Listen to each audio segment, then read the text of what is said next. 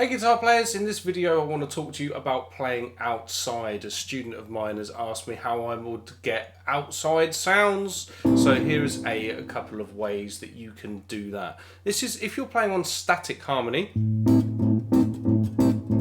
so like A minor 7, you're probably going to be plumping for A Dorian as your scale of choice. So here's a couple of ways that you can get an outside sound.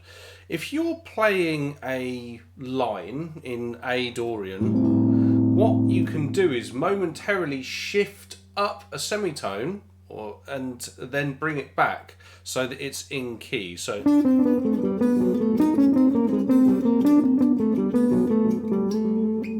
you kind of go out, you start playing notes that are in the wrong key effectively.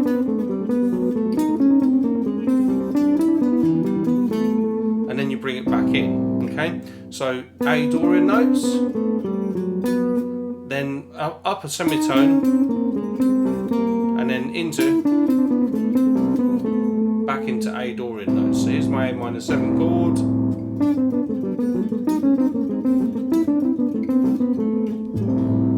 Okay?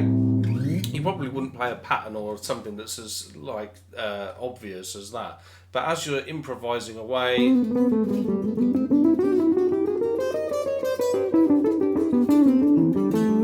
that's mixing it all in a bit more. But basically what I've done there is I start off playing something in A Dorian, and then you shift up a semitone. So I'm using the same shape on the guitar there. Shift it up a semitone, then come back. So that's a cool way of sounding outside, something that Greg Howell's very familiar with doing that. Just play a semitone away from the right notes momentarily, really. Another thing that you can do, which is really cool, is you can momentarily shift into a slightly different A scale. So for example, if I'm playing my A Dorian,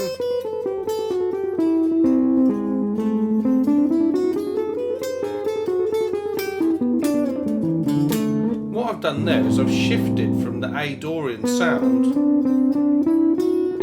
into A melodic minor.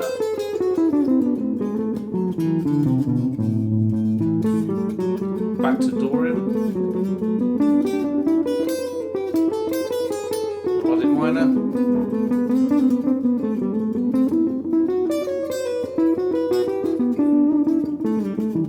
Back into the Dorian sound.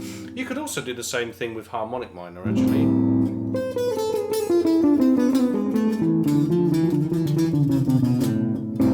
The reason why that works is because both the harmonic minor and the melodic minor scale, they have a dominant 7th chord on their 5th degree. So by playing either of those scales, what you're actually doing is you're implying a 5-1 perfect cadence.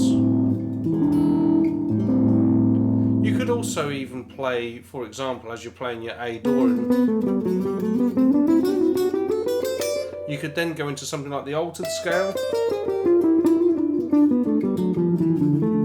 back to your A Dorian,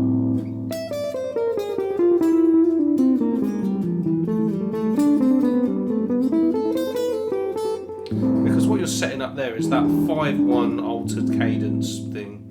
You could do stuff like just an Yngwie style thing. You could play the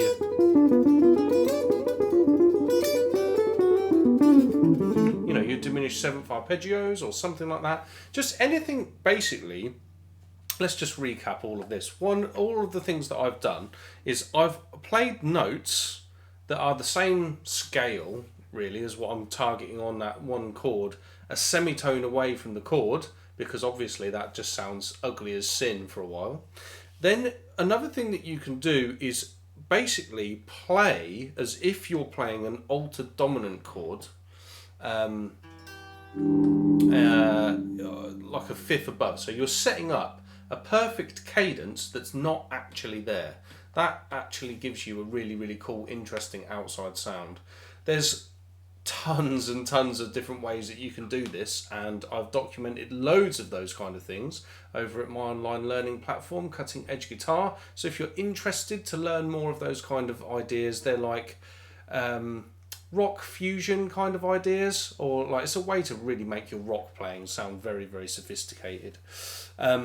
If you're interested in that, go and check out the links in the description. Also, if you've enjoyed the video and you want to see more lessons like this, please do give it a like, subscribe to the channel, and I'll see you another video sometime soon. Take care.